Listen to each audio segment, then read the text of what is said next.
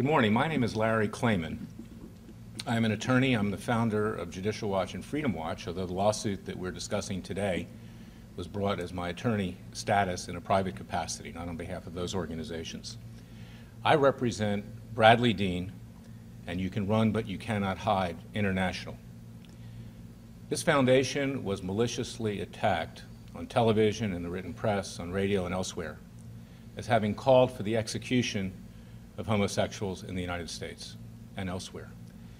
That's simply not true. It's destroyed their reputation, and regrettably, we were forced to bring a lawsuit against Rachel Maddow and against MSNBC, NBC Universal, and others for this defamation and false light that my clients were held.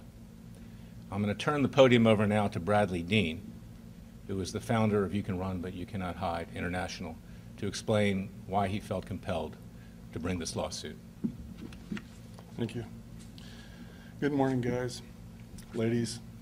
My name is Bradlee I'm, and I'm the founder of You Can Run But You Cannot Hide International, a Christian ministry whose mission it is to preach the gospel of Jesus Christ and to promote and further family values, particularly among current and future generations.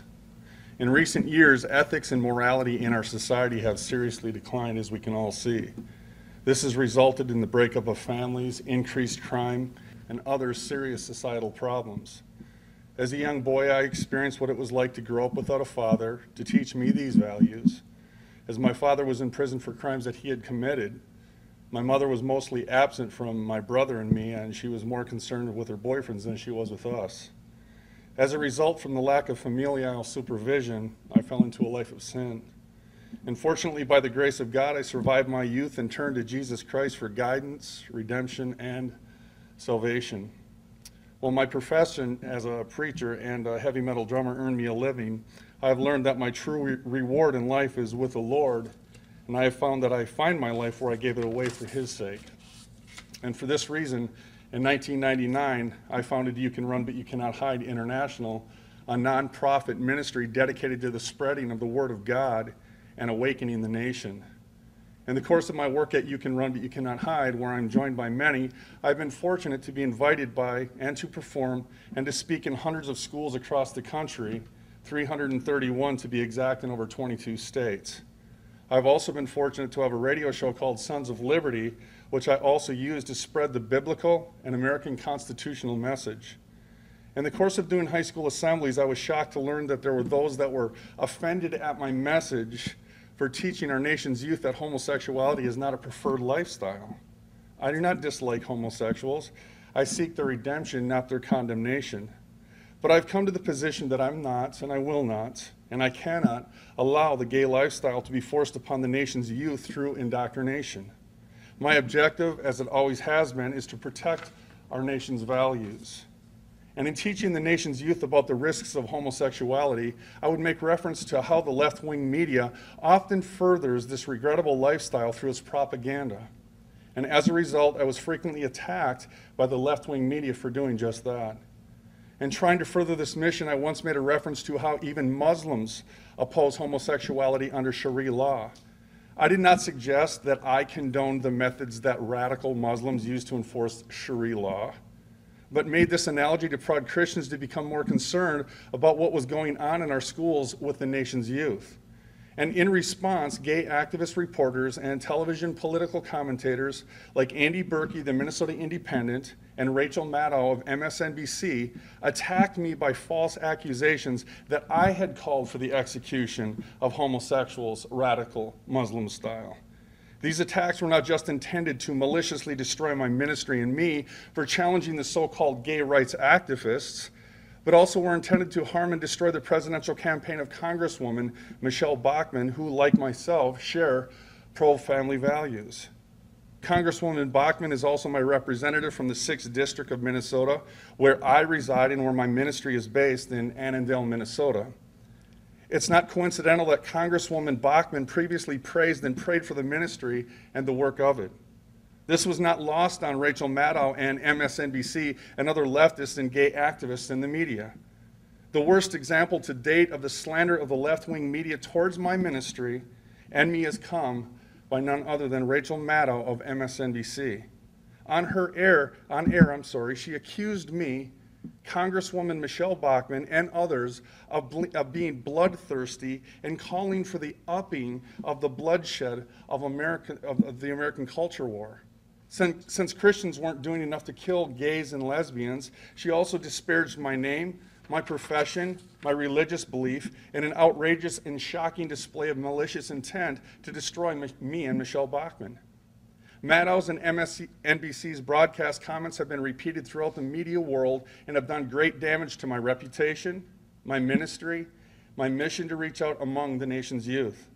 And regrettably, it should come as no surprise to anyone that MSNBC, which is owned by NBC Universal, was rebuked by the American people for removing the name God from the Pledge of Allegiance, which is sponsored at the U.S. Open golf tournament. The president of MSNBC, Phil Griffin, also admitted earlier this year that the network caters to progressives, meaning a generally secular, frequently atheist, pro-gay rights, socialist, and big government market among its viewers.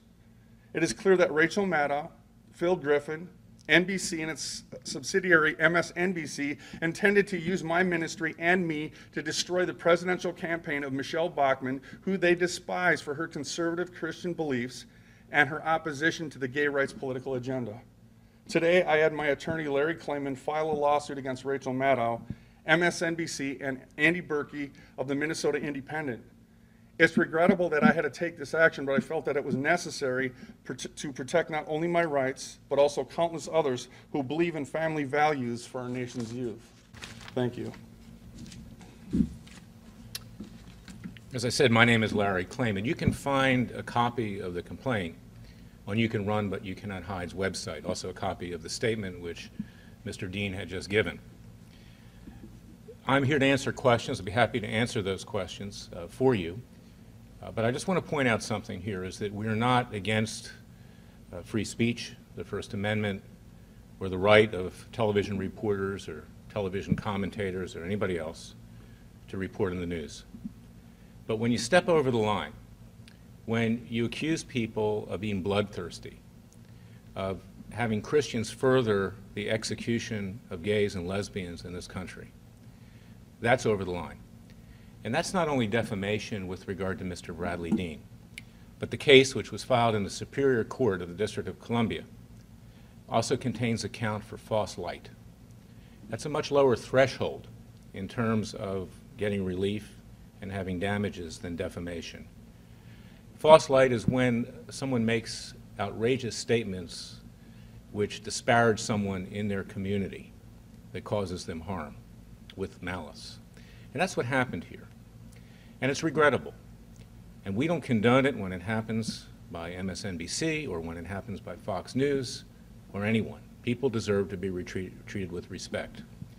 And I just want to assure everybody here today that this is not an attack on gay people. In fact, there are many fine gay people that we owe a great debt of gratitude in this world for their achievements, for their intellect, for their creativity, for their goodness as human beings.